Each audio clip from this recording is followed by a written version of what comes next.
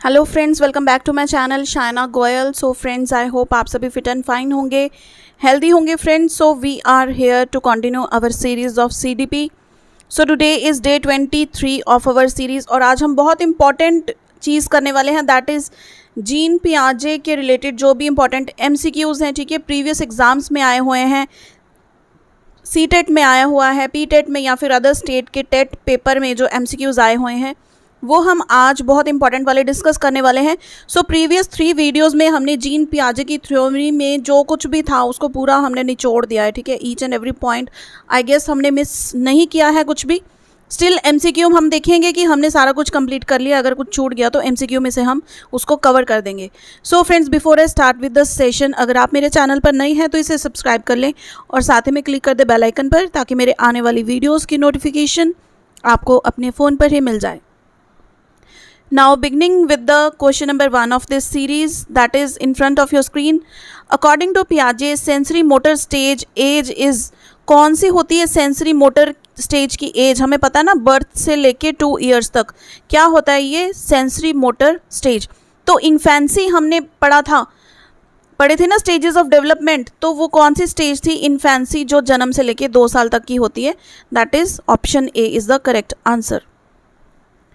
Next question 2, according to पियाजे pre operational age. अब सबसे पहले थी हमारी सेंसरी मोटर स्टेज, फिर सेकंड स्टेज है प्री ऑपरेशनल। कौन सा टाइम ड्यूरेशन था इसका? 2 से 7 साल तक का। तो किसके साथ मैच करता है ये? प्री चाइल्डहुड एज के साथ, ठीक है। बिल्कुल सिंपल से हमने स्टार्ट किया है, बट इस तरह के क्वेश्चंस भी देखिए एग्जाम में देखने को मिलते हैं, तो इट वुड बी लकी अगर आपको इस तरह के क्वेश्चंस भी आते हैं। बिल्कुल विद इन 2-3 सेकेंड्स आप क्वेश्चन पढ़ते ही उसका आंसर कर पाएंगे। According to Piaget, a child between 2 to 7 years is in the dash state of cognitive development.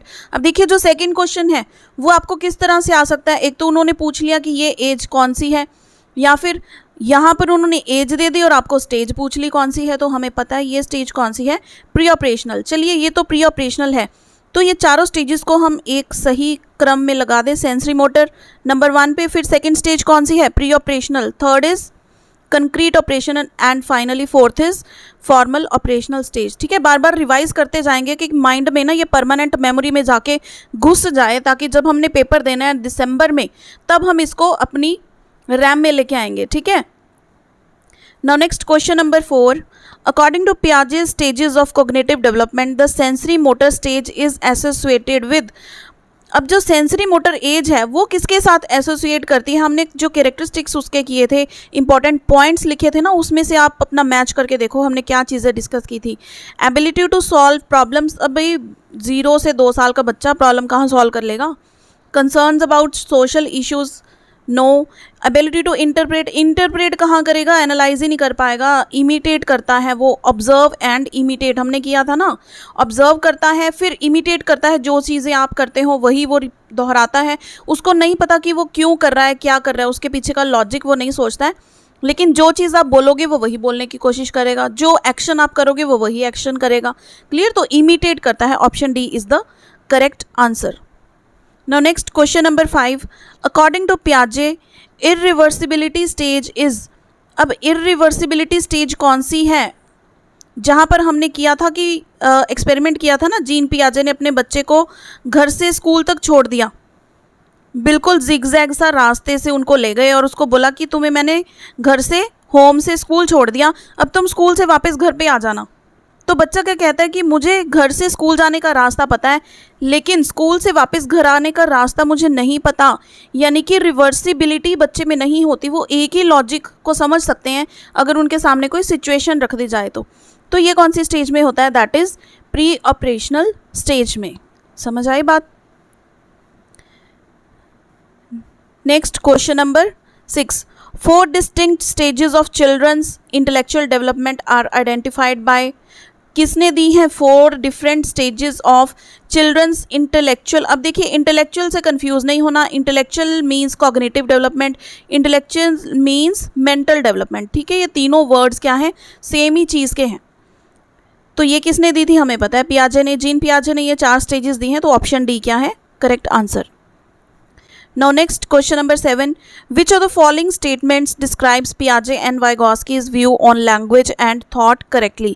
अब देखिए Piaget तो हम डिटेल में कर चुके हैं, कल हम Vygotsky को भी देख लेंगे मतलब वीडियो में उसके बारे में डिस्कस कर लेंगे, ठीक है। तो Vygotsky के व्यूज़ हम देखेंगे, तो अभी Piaget के रिलेटेड हम थोड़ा सा देख लेते हैं। According to Vygotsky, thought emerges first and according to Piaget, language has a profound effect on thought. लेकिन Piaget जो है ना thought को बहुत emphasize करते हैं, क्योंकि इनकी बेसिक थ्योरी किस पे थी? कॉग्निटिव डेवलपमेंट पे। कॉग्निटिव डेवलपमेंट पे थी तो थॉट्स कहाँ पे आते हैं? हमारे माइंड में, हमारा मेंटल स्टेटस में। तो ये कहते हैं कि थॉट पहले आएगा, लैंग्वेज अपनी साइड में रखो, लैंग्वेज बाद का एस्पेक्ट है, ठीक है। तो Piaget के according thought emerges first and according to Vygotsky, language has a powerful effect on thought. तो Vygotsky के अकॉर्डिंग लैंग्वेज क्या है? बहुत ज़्यादा इफेक्ट करती है थॉट पर, ठीक है। तो Vygotsky की थ्योरी करेंगे, आपको ये चीज़ें क्लियर होगी। सो यहाँ पे हमारा आंसर है option C. Now next question number 8. According to Piaget, reversibility falls इन।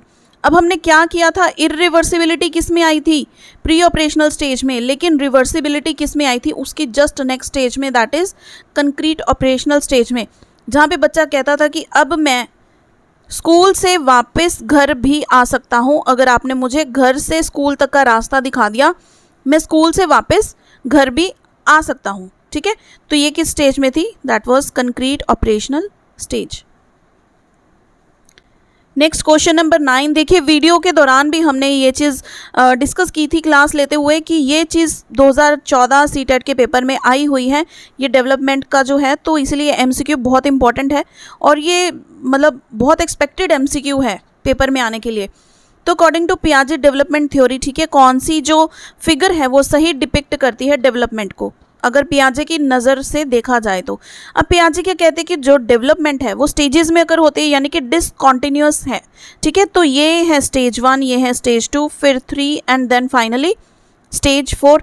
तो ये ऑप्शन सी क्या है? Correct answer. यहाँ पे देखिए ये डिसकॉन्टिन्यूअस है, इस तरह से जिगजैग होकर जा रहा है, कॉन्टिन्यूअस नहीं है, ठीक है। तो ये क्या है? Piaget के अकॉर्डिंग। अगर आपको देखिए सेम क्वेश्चन आपको Vygotsky भी लिखा आ सकता है यहाँ पे, सिर्फ Piaget की जगह अगर आपको Vygotsky's डेवलपमेंटल थ्योरी आ जाए, ठीक है, तो आप कौन सा ग्राफ चूज करेंगे? फिगर ये वाली, क्योंकि Vygotsky कहते हैं कि ये जो बच्चे की डेवलपमेंट होती है ये कॉन्टिन्यूस होती है, ठीक है। तो ऑप्शन डी आएगी, ऑप्शन ए भी नहीं आएगी, क्योंकि डेवलपमेंट ऊपर से नीचे नहीं जाती है। ऐसे नहीं है कि बच्चा जब जन्म लेता है तब उसकी डेवलपमेंट पूरी होती है और एज बढ़ते बढ़ते उसकी डेवलपमेंट कम हो जाती है, तो बिल्कुल गलत कंसेप्ट हो गया, ठीक है। तो ऑप्शन डी होगा अगर Vygotsky आ गया यहाँ पर, ठीक है। एक एमसीक्यू में 2 हो गए हमारे यहाँ पर। Now next 10th is in the context of language development which of the following areas were under estimated by Piaget। अब Piaget ने देखिए किस एरिया को अंडर एस्टिमेट किया था? सबसे पहले हम देखें ईगोसेंट्रिक स्पीच, ये तो उन्होंने बोला ही था ईगोसेंट्रिक स्पीच पे, तो ठीक है। सेंट्रिज्म, तो एक्टिव कंस्ट्रक्शन बाय चाइल्ड, ये भी उन्होंने कहा था कि बच्चे क्या हैं? पैसिव कंस्ट्रक्टर्स नहीं हैं, वो एक्टिव रोल अदा करते हैं, वो खुद से अपनी नॉलेज को कंस्ट्रक्ट करते हैं। एंड हेरिडिटी पे नेचुरली उन्होंने फोकस किया था, क्योंकि वो किस पर ज़्यादा फोकस करते थे? बायोलॉजिकल मैच्योरेशन, हमने डिस्कस किया था ना बायोलॉजिकल मैच्योरेशन। तो बायोलॉजिकल मैच्योरेशन जो है कहाँ से निकल कर आती है? हेरिडिटी से।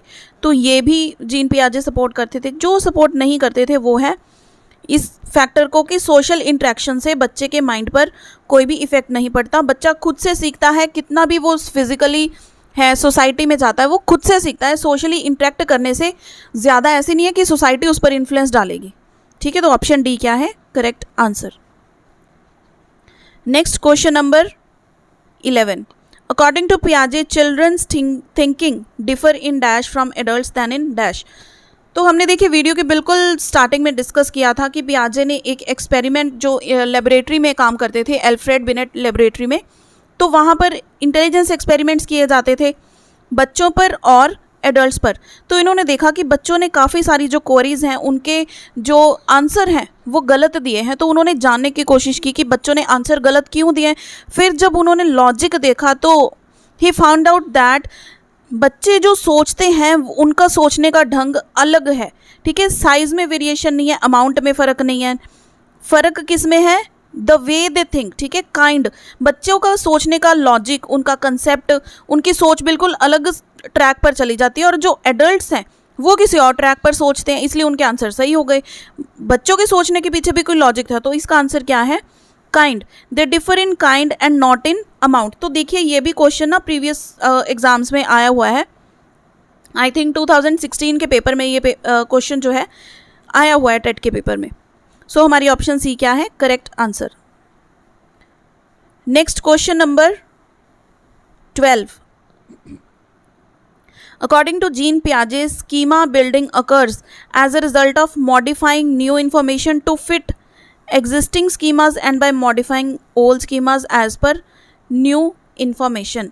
ये दो प्रोसेसेस क्या हैं, हमने किया था अडेप्टेशन में, ठीक है। दो तरह के प्रोसेसेस होते हैं। अगर हम अपनी एग्जिस्टिंग नॉलेज में कोई भी न्यू इन्फॉर्मेशन ऐड कर देते हैं जो हमारे स्कीमा में इक्विलिब्रियम स्टेट मेंटेन करके रखती है, उसको हम बोलते हैं assimilation.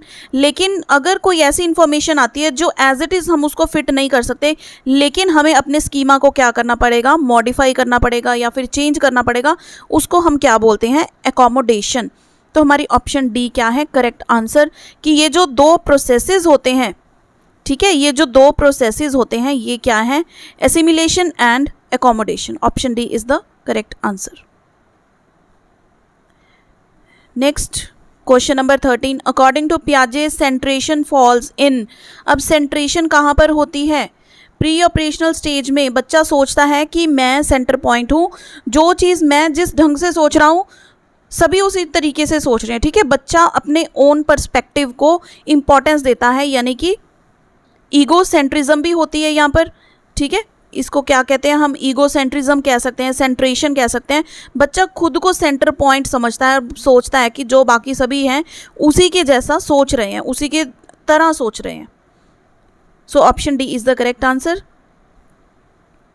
Now next question 14। According to पियाजे एनिमिज्म फॉल्स इन। अब एनिमिज्म भी किसी स्टेज में आता है, प्री ऑपरेशनल स्टेज में आता है एनिमिज्म भी। एनिमिज्म के अकॉर्डिंग बच्चा क्या सोचता है कि जो भी लिविंग थिंग्स हैं, सॉरी नॉन लिविंग थिंग्स हैं या फिर ऑब्जेक्ट्स हैं, कुछ भी है, जैसे डॉल है, टेबल है, दरवाज़ा है, कार है, ट्रेन है, ये सब क्या है, इनमें जान है। वो सोचता है हम ट्रेन में जा रहे हैं, हम बच्चे कहते हैं कि पेड़, मम्मा देखो पेड़ भागी जा रहे हैं, उनको ऐसे लगता है, छोटे बच्चे ऐसे बोलते हैं ना। अब आप बैठोगे ट्रेन में, आप बोलोगे कि पेड़ भाग रहे हैं, आपको पता है पेड़ स्टिल हैं लेकिन ट्रेन आगे की तरफ मूव कर रही है। हम उस ट्रेन में बैठे हैं तो हमारी बॉडी भी मूवमेंट में है, लेकिन जो पेड़ हैं हमें लगता है पीछे की ओर जा रहे हैं। तो ये एनिमिज्म का फंडा किस में आता है, प्री ऑपरेशनल स्टेज में। बच्चे अपने डॉल के साथ खेलते हैं, ठीक है, डॉल का मेकअप करते हैं, हेयर कॉम करते हैं, उनको लगता है कि डॉल खुश हो रही है, या फिर टेबल से ठोकर लग के बच्चे को चोट लगी तो मदर ने टेबल को स्लैप कर दिया, बच्चे खुश हो जाते हैं कि मुझे डांट पड़ी थी, ठीक है, मुझे चोट लगी थी तो मम्मा ने टेबल को भी मारा, अब उसके भी चोट लगी। लेकिन क्या नॉन लिविंग थिंग्स में लाइफ होती है, नहीं होती। बच्चे एनिमिज्म का ये फीचर होता है बच्चों में in the age of pre operational stage. Now next question number 15। Who is the proponent of constructivist framework. सबसे पहले कंस्ट्रक्टिविस्ट जो फ्रेमवर्क है, कंस्ट्रक्टिविज्म, ठीक है, ये जो अप्रोच है ये कौन लेकर आए थे, ये लेकर आए थे जीन पियाजे। कहते हैं कि कॉग्निटिव डेवलपमेंट जो बच्चों की होती है, ठीक है, वो बच्चे खुद से अपने माइंड में नॉलेज क्रिएट करते हैं। उन्हें स्पून फीडिंग से कोई भी नॉलेज नहीं दी जा सकती। हाँ, उनको इन्फॉर्मेशन दी जा सकती है, लेकिन नॉलेज बच्चे खुद कंस्ट्रक्ट करते हैं ऑन देयर ओन। यही कंस्ट्रक्टिविस्ट की थ्योरी भी है और इसके प्रोपोनेंट हैं जीन पियाजे। Now next question number 16। Question number 16 क्या कहता है, व्हाट टर्म और फ्रेज डज पियाजे use for mental structure which are building blocks of thinking. अब देखिए बिल्डिंग ब्लॉक्स ऑफ थिंकिंग हमने एक डायग्राम की थी, अगर आपको याद हो कि यहाँ पर हमारी रेसिपीज़ का कॉर्नर है माइंड में, ठीक है, यहाँ पर हम अगर कोई मेडिसिन लेते हैं वो हमारी मेमोरी में है, यहाँ पर हमारे फैमिली इश्यूज़ हैं, यहाँ पर हमारे कोई बर्थडेज हमारे फ्रेंड्स के याद रखते हैं, ठीक है, और यहाँ पर हमारी स्कूल की बातें फीड हैं। कुछ भी हमारी मेमोरी में हम कुछ भी सोचते हैं ना, उसी के रिलेटेड सारे थॉट्स माइंड में लेकर आते हैं ताकि हम उसमें से देख पाएँ कि हम जो इन्फॉर्मेशन चाहते हैं वो हमें मिल जाए। इसको क्या कहते हैं, स्कीमास कहते हैं। ऑर्गेनाइजेशन करके रखनी अपने माइंड में, सभी बातों की, सभी इंफॉर्मेशन की जो हमें पता है, ठीक है। जैसे कंप्यूटर में होता है फोल्डर्स एंड ऑल, वैसे ही हमारे माइंड में फोल्डर तो नहीं बने होते, लेकिन अलग अलग एक स्कीमा होता है हमारे माइंड में, ठीक है।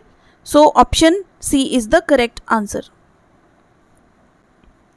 Now question number 17, which of the following stages are not correctly matched. अब देखिए जो नॉट वाले क्वेश्चन है ना, ये अक्सर कंफ्यूजिंग होते हैं बच्चों के लिए, लेकिन ये तो बहुत सिंपल वे से आया है। हमें मैच करना है कि कौन सी स्टेज है जो अपने प्रॉपर कैरेक्टरिस्टिक के साथ मैच नहीं की गई है। अब देखिए कंजर्वेशन, फॉर्मल, ऑपरेशनल स्टेज, बिल्कुल पहले ही हमें अपना आंसर मिल चुका है, क्योंकि कंजर्वेशन कहाँ पर आती है, कंजर्वेशन आती है कंक्रीट ऑपरेशनल स्टेज पर, जहाँ बच्चा, हमने बीकर का एक्सपेरिमेंट देखा था कि एक बीकर की विड्थ ज़्यादा है, एक बीकर की विड्थ कम है, तो बच्चे को अब पता लग गया कि दोनों में इक्वल पानी है, ठीक है, इक्वल अमाउंट ऑफ वाटर है या लिक्विड है, तो वो कंजर्वेशन का फंडा समझने लग जाते हैं कि they can distinguish between various attributes, length, width, height, ठीक है, ये चीज़ों को समझने लगते हैं वो। सो ऑप्शन 1 क्या है करेक्ट आंसर। बाकी 3 भी आप देख लीजिए, रिवाइज हो जाएंगे। ऑब्जेक्ट परमानेंस किस में होती है, सेंसरी मोटर स्टेज में। रिवर्सिबिलिटी किस में होती है, कंक्रीट स्टेज में। एंड ईगो सेंट्रिक किस में होती है, प्री ऑपरेशनल स्टेज में। Next question number 18, according to पियाजे in which stage of cognitive development hypothetical thinking develops. अब हमने हाइपोथेटिकल डिडक्टिव रीजनिंग किया था, कौन सी स्टेज में था वो, बिल्कुल फॉर्मल ऑपरेशनल स्टेज में, जब बच्चा 11 साल से ऊपर होता है, ठीक है, 11 साल से अबव होता है, तब बच्चा अपने खुद से आंसर्स क्रिएट करने लग जाता है, लॉजिक फ्रेम आउट करने लग जाता है। टीचर्स बोलते हैं इस प्रॉब्लम को सॉल्व करके दिखाओ, कौन सॉल्व करके दिखाएगा, ठीक है, कोई चैलेंज होता है तो बच्चे अपने अपने तरीके से उसको सॉल्व करते हैं। मैम बोलते हैं कि ऐसे नहीं करना है, ये आपका आंसर गलत है, वो कोई और लॉजिक लगाने की कोशिश करता है, 2 लॉजिक लगाए, 3 लॉजिक लगाए, तो ये क्या है, हाइपोथेटिकल थिंकिंग, अलग अलग तरीके से सोचना किसी भी प्रॉब्लम की सॉल्यूशन की तरफ पहुंचने के लिए। तो ये किस में थी, फॉर्मल ऑपरेशनल स्टेज में।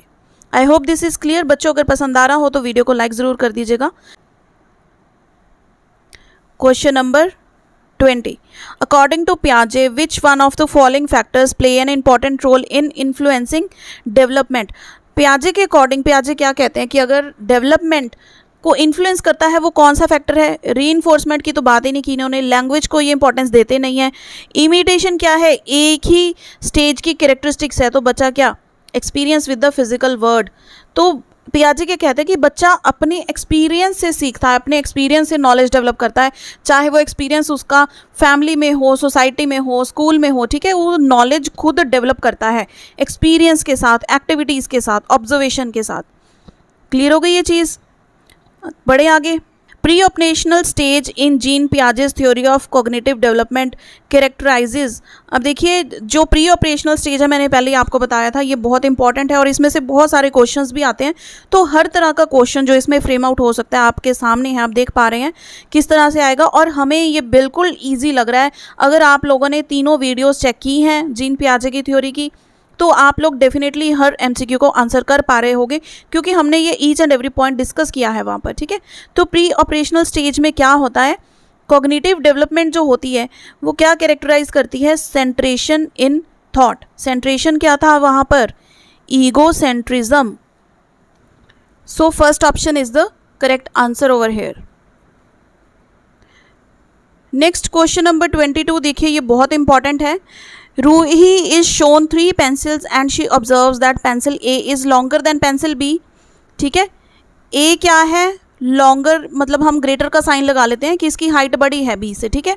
And pencil B is longer than pencil सी।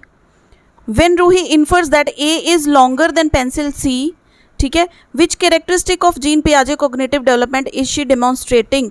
ये चीज़ हमने मिस कर दी थी, तो इसका आंसर है ट्रांजिटिव थॉट। हमने मैथमेटिक्स में भी ऑपरेशन पढ़ा है ना, एसोसिएटिव प्रॉपर्टी आपको याद होगा, ट्रांजिटिव प्रॉपर्टी, कि अगर ए बी से बड़ा है और बी सी से बड़ा है तो it means A B C से बड़ा है, या फिर अगर ए बी की बहन है और बी क्या है, और बी क्या है, सी का भाई है, तो ए और सी भी क्या हुए, सिबलिंग्स हुए, ठीक है, भाई बहन हुए या फिर बहन बहन जो भी है। तो यहाँ पर ट्रांजिटिव थॉट होता है, ये जीन पियाजे ने कहा था। समझ आ गई ये चीज़। ट्रांजिटिव क्या होता है कि ए का बी के साथ रिलेशन है, बी का फर्दर सी के साथ रिलेशन है, तो हम देख सकते हैं कि ए और सी का क्या रिलेशन होगा। तो यहाँ पे ट्रांजिटिव थॉट आया था रूही के माइंड में, ठीक है, ये चीज़ों को, सिचुएशन को देखकर। Now next question number 23।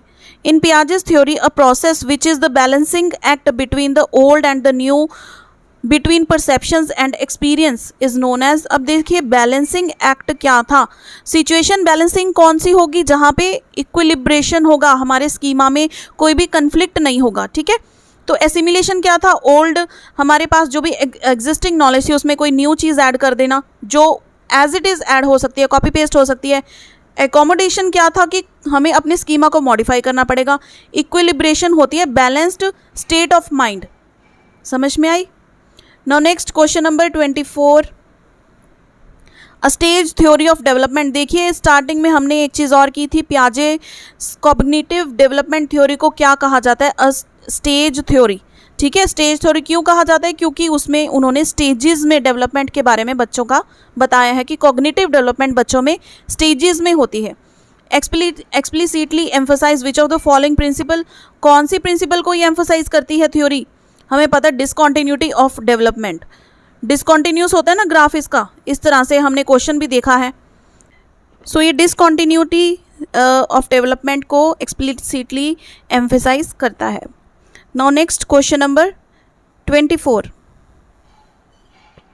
In his theory of cognitive development, Jean Piaget explains cognitive structures in terms of, जो cognitive structures होते हैं यानी कि हमारे माइंड में जो चीज़ें होती हैं वो किस फॉर्म में होती हैं, स्कीमाज में होती हैं। देखिए इसके रिलेटेड दो क्वेश्चंस हैं, किस तरह से घुमा के क्वेश्चन आपको आ सकता है, ठीक है। स्कीमाज क्या है, वो एक छोटे छोटे इंफॉर्मेशन कॉग्निटिव स्ट्रक्चर जो हमारे माइंड में in the form of information store होते हैं। Next question number 25. The cognitive ability that comes in pre-operational period.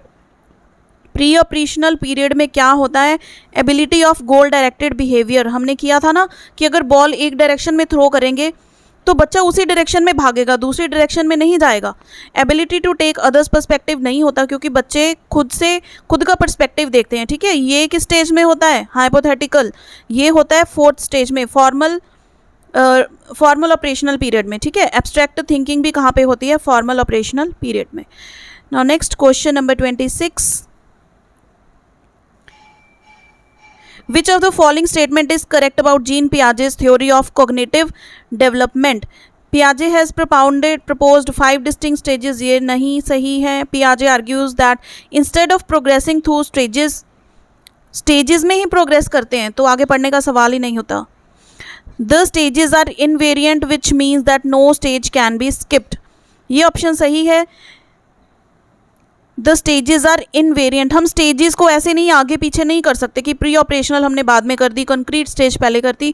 ये इनवेरिएंट है, इनको हम वेरी नहीं कर सकते एंड स्किप भी नहीं कर सकते किसी भी स्टेज को, ये पियाजे कहते हैं। तो ऑप्शन सी क्या है correct answer. Now next question number 27, a child can think logically about objects and events. This is characteristic given by Piagetian stage of, देखिए पियाजेशियन भी बोल देते हैं इनको, 2016 में PS टेट में ये क्वेश्चन आया हुआ है कि बच्चा लॉजिकली कब सोचने लगता है चीज़ों के बारे में, ऑब्जेक्ट्स एंड इवेंट्स के बारे में, वो होता है कंक्रीट ऑपरेशनल स्टेज में। अब प्री ऑपरेशनल में क्या था, प्री लॉजिक यानी कि इलॉजिकल चीज़ों के बारे में सोचना। कंक्रीट में क्या था, logically about objects and events, बच्चा उसको देखकर जो चीज़ सामने थी, कंक्रीट मीन्स जो चीज़ आपको विजिबल है, ठीक है, उस चीज़ के बारे में लॉजिकली वो सोचने लगता है। So option C is the correct answer. Now question number 28, what is meant by schema. देखिए फिर 2020 में ये क्वेश्चन आया हुआ है टेट के पेपर में। ये मत सोचिए अगर PS टेट में आया है तो PS टेट में ही आएगा, ये बहुत इंपॉर्टेंट क्वेश्चन है। जो क्वेश्चन आपको स्टेट लेवल के टेट में आया है वो CTET में भी आ सकता है, जो CTET में आया हुआ है वो स्टेट लेवल के टेट में भी आ सकते हो। तो each and every question is very important. What is meant by schema? Schema क्या होता है, chunking mechanism, learning techniques, organised packets of information stored in long term memory. ये सही है, जो कंप्यूटर के बच्चे हैं उनको पता है लॉन्ग टर्म मेमोरी कौन सी होती है हमारी, परमानेंट मेमोरी होती है, ठीक है, जहाँ पे हम वो चीज़ों को ज़्यादातर सोचते नहीं है लेकिन हमारे पास वो होती है, ठीक है। अब जैसे बर्थडे है किसी का भी, साल में एक बार ही आता है, क्या आप पूरा साल उस चीज़ को याद करते हो? लेकिन अगले साल जब फिर बर्थडे आता है, फिर आप अपनी परमानेंट मेमोरी में से उसको अपनी टेम्परेरी मेमोरी यानी कि रैम में लेकर आते हैं, हमारे बिल्कुल इमीडिएट जो मेमोरी होती है, ठीक है, वहाँ पर हम लेकर आते हैं, हमें याद आ जाता है कि उसका बर्थडे तो कल ही है, तो उसको हम विश कर देते हैं। समझ आ गई चीज़? लॉन्ग टर्म मेमोरी में हम उसको पैकेट्स की फॉर्म में स्टोर करते हैं, उसको हम क्या कहते हैं? स्कीमा। Next question number 29। अब देखिए ये बहुत इंपॉर्टेंट क्वेश्चन है। Who criticise Piaget's theory by saying that. ऐसे ही आपको सेइंग भी आ सकती है कि ये भैया किसने बोला था? If a child will not learn before he is capable to learn then why to bother. अगर if a child will not learn, अगर बच्चा नहीं लर्न करता, जब तक वो लर्न करने के कैपेबल ही नहीं होता, उससे पहले अगर वो नहीं लर्न करता तो टेंशन क्यों ले रहे हो? If a child will learn automatically after he has a capability to learn then why to bother. अगर बच्चा कैपेबल हो गया लर्निंग के लिए तो वो लर्न कर लेता है, फिर क्या टेंशन की बात है? तो ये चीज़ किसने कही है? ये कही है जेरोम ब्रूनर ने। अब देखिए ये जो क्वेश्चन है ना 2013 में आया हुआ है, तो यही क्वेश्चन इस फॉर्म में कहाँ पर आया हुआ है? 2018 के पेपर में। वहाँ पर उन्होंने सिर्फ ब्रूनर दिया था, यहाँ पर पूरे नाम उन्होंने दे दिए चेंज करके, ठीक है, जेरोम ब्रूनर। तो ये क्वेश्चन बहुत इंपॉर्टेंट है और एक्सपेक्टेड है कि इस बार भी हो सकता है ये आ जाए। सो नेक्स्ट क्वेश्चन हम देखते हैं, question number 31। Which of the following theories identifies 4 stages of child's intellectual development. तो ये स्टेजेस हमें पता है किसने दी हैं? Jean Piaget's theory of cognitive development, ठीक है। अगर हमें थ्योरीज के नेम पता है तो हमें पता है कि ये जीन पियाजे ने दी है और ये भी 2018 के पेपर में आया हुआ है question. Next is question number 32। Animism is a characteristic of, कौन सी स्टेज में है एनिमिज्म की characteristics? That is in the pre operational stage. Next 33। Object permanence is attend during Piaget's which stage of development. Object permanence की बच्चे को पता है, अगर आपने टॉय छुपाया है तो वो कहाँ पर होता है? सेंसरी मोटर स्टेज में, ठीक है, सेंसरी मोटर स्टेज में। इसमें भी हमने अर्ली और लेटर स्टेज डिस्कस की थी। तो अर्ली में जब बच्चा 7-8 महीने का होता है तब तक बच्चे को नहीं पता लगता, लेकिन जब 8 महीने से 2 साल तक का होता है तब उसको पता है, अगर आपने पिल्लो के नीचे छुपा दिया या फिर ऑब्जेक्ट को आपने अपने पीछे छुपा लिया तो वो घूम कर आएगा वहाँ पर एंड ही विल से, बोलेगा तो नहीं, खैर एक्ट करेगा कि मुझे पता है आपने पीछे छुपाया है, ठीक है। सो ये किस में आती है? सेंसरी मोटर स्टेज में। Next question number 34। According to पियाजे during the first stage of development birth to 2 years a child learns best. कैसे वो लर्न करता है? By using senses. तो फर्स्ट आंसर ही हमारा बिल्कुल सही है, क्योंकि सेंसरी मोटर स्टेज है पहली। सेंसरी मोटर अपने सेंसेस को यूज करके बच्चा लर्न करता है, ठीक है। सो ऑप्शन ए क्या है? Correct answer. Now next question. Which one of the following is not a limitation of the pre operational state. अब फिर देखिए नॉट वर्ड आ गया यहाँ पर, not a limitation of the pre operational stage. सबसे पहले प्री ऑपरेशनल स्टेज की जो लिमिटेशंस थी वो क्या थी? कि बच्चा कॉन्सेंट्रेट नहीं कर पाता था, ये तो सही है, टेंडेंसी टू कॉन्सेंट्रेट, ठीक है। ईगो सेंट्रिज्म होती थी, बच्चा दूसरे के एस्पेक्ट को, पर्सपेक्टिव को समझ नहीं पाता था, ये भी एक लिमिटेशन है। तो इरिवर्सिबिलिटी, बच्चा रिवर्सिबल थिंकिंग नहीं कर पाता था, स्कूल से घर को वापस नहीं आ सकता, अगर उसके घर से स्कूल का रास्ता पता है तो स्कूल से घर का रास्ता उसको पता ही नहीं, तो इरिवर्सिबल है।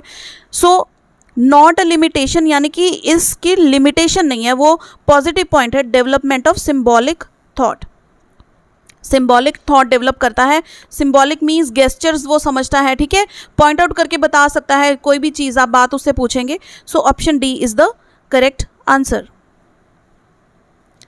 Next is dash is the acquisition of ability to think, reason and solve problems. अब thinking, reasoning and problem solving कहाँ पे होती है? कहाँ पे होती है ये? Cognitive development is the acquisition of, ये इन्होंने स्टेज नहीं पूछा, देखिए यहाँ पर आप ये कंफ्यूज मत हो जाना कि ये स्टेजेस पूछ रहे हैं। कॉग्निटिव डेवलपमेंट है इसका आंसर, क्योंकि acquisition of ability to think कहाँ पर होती है? कॉग्निटिव डेवलपमेंट होती है ये। सो ऑप्शन ए क्या है हमारा करेक्ट आंसर।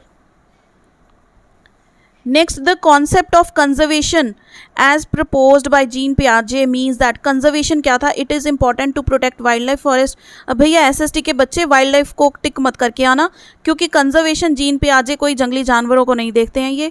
ये कहते हैं कि बच्चा physical properties remains the same even when outwards appearance changes. अब जितना पानी एक कंटेनर में है, ठीक है, अगर बर्तन आपने बड़ा ले लिया, एक तो आपने ले लिया पतीला बड़ा सा, ठीक है, उसमें 1 लीटर आपने पानी ले लिया, एक आपने ले लिया जग ले लिया, उसमें 1 लीटर पानी डाल दिया, लेकिन बच्चे को पता है कि पानी 1 लीटर ही डाला है, चाहे आप पतीला ले लो बड़ा सा, चाहे आप जग ले लो, ठीक है। आउटवर्ड अपीयरेंस मैटर नहीं करता है, physical properties remains the same. बच्चा ये चीज़ समझता है, इसको हम क्या कहते हैं? Conservation. Next is changing or altering our existing schemas in light of new information is known as changing। अब देखिए, चेंज करना, ऐड करना नहीं है, चेंज करना या फिर ऑल्टर करना हमारे स्कीमा को, ये हम किसको कहते हैं? हमें पता है, अकोमोडेशन को कहते हैं भैया। बी ऑप्शन को टिक करो फिर। Now next question number 39, Which of the following points reflects Piaget's concrete operational stage? अब concrete operational stage में क्या कुछ होता है? बताइए क्या कुछ होता है कंक्रीट ऑपरेशनल स्टेज में? ट्रांजिटिविटी होती है, यानी कि ए का अगर बी के साथ कुछ रिलेशन है, बी का सी के साथ है, तो ए का सी के साथ क्या रिलेशन होगा? ये किस स्टेज में आता है? कंक्रीट ऑपरेशनल स्टेज में। देन सीरिएशन होती है, सीरियल लेवल में बच्चा उस चीज़ को सीखता है, क्लासीफाई करता है on the basis of colour, size, ठीक है, कोई भी कैरेक्टरिस्टिक्स के साथ। And elimination of egocentrism, understanding of reversibility, ये सारी चीज़ें करेक्ट हैं, तो हमारा ऑप्शन क्या सही है? ऑल आर करेक्ट, ठीक है। तो ये ऑप्शंस आपको ए, बी, सी और डी के फॉर्म में दे दी जाएंगी, तो हमारा आंसर ऑल आर करेक्ट क्या है? यहाँ पर बिल्कुल करेक्ट है। Now next is question number 40 and 41। तो देखिए, the concept of conservation as proposed by Jean पियाजे मीन्स दैट, कंजर्वेशन का क्या मीनिंग है? Certain physical properties remain same. अब देखिए, ये सीटेट के पेपर में ये क्वेश्चन आया हुआ है, पहले हमने देखा था पीटेट के पेपर में आया हुआ था, अब ये 2016 सीटेट के पेपर में भी आया हुआ है। हमें पता है certain physical properties remain same even when outward appearances changes. Next, according to पियाजे which one of the following factors plays an important role in influencing development? Again CTET के पेपर में ये क्वेश्चन आया हुआ है, रिपीट हो गए हैं क्वेश्चंस, चले कोई बात नहीं। Experiences with the physical word.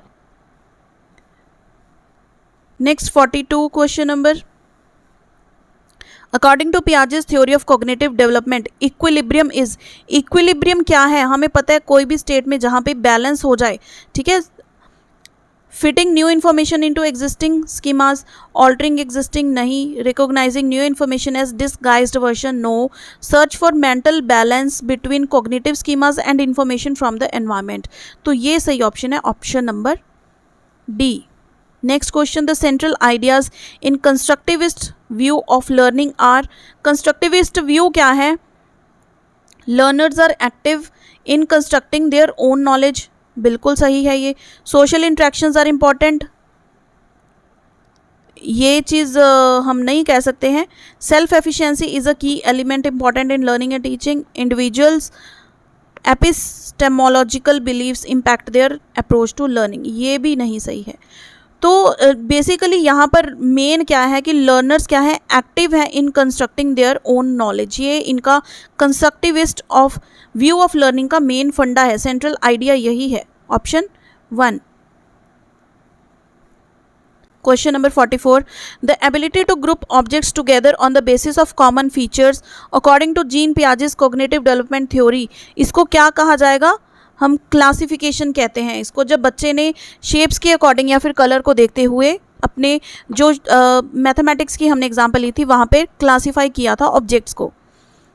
No the final question of this session is the stage pre operational in Piaget's theory is called pre operational because, इसको प्री ऑपरेशनल क्यों कहा जाता है? The children are pre determined, the children have not yet mastered the ability to perform mental operations, ये सही है। The children are pre planning, या फिर ऑल ऑफ द अबव। तो इसमें से ऑप्शन ए और सी सही नहीं है, तो ऑल ऑफ द अबव जो है ये बिल्कुल भी सही नहीं है। ऑप्शन बी क्या है हमारा यहाँ पर करेक्ट आंसर? सो फ्रेंड्स, यहाँ पर हमारा ये सेशन कंप्लीट होता है। तो इसमें आई एम श्योर मुझे कमेंट करके बताइएगा कि आप लोगों ने कितने MCQ सही सॉल्व किए। सो वो नंबर मुझे कमेंट में आप ज़रूर लिख के बताएं। एंड अगर आपको कोई डाउट हो तो वो भी आप मुझे कमेंट कर सकते हैं। हम अलग से एक सेशन ले लेंगे जिसमें आपके सभी डाउट्स जो हैं वो क्लियर कर दिए जाएंगे। कुछ बच्चों की क्वेरी आ रही थी कि अगर ये PTET का पेपर हमारा जो 150 मार्क्स का है, तो इसमें हमारे क्वालिफाइंग मार्क्स कितने हैं। देखिए 60% मार्क्स आपको चाहिए क्वालिफाई करने के लिए, तो 150 का वो हो गया 90 मार्क्स। ठीक है, पास होने के लिए आपको चाहिए। हमने पासिंग मार्क्स नहीं देखने, हमने स्कोर अच्छा करना है भाई, हमने अच्छा स्कोर लेना है इसमें। चलिए फ्रेंड्स, मिलते हैं अगली वीडियो में। वीडियो हेल्पफुल रही हो इसे लाइक एंड शेयर ज़रूर कीजिएगा। मिलते हैं, till then keep watching friends.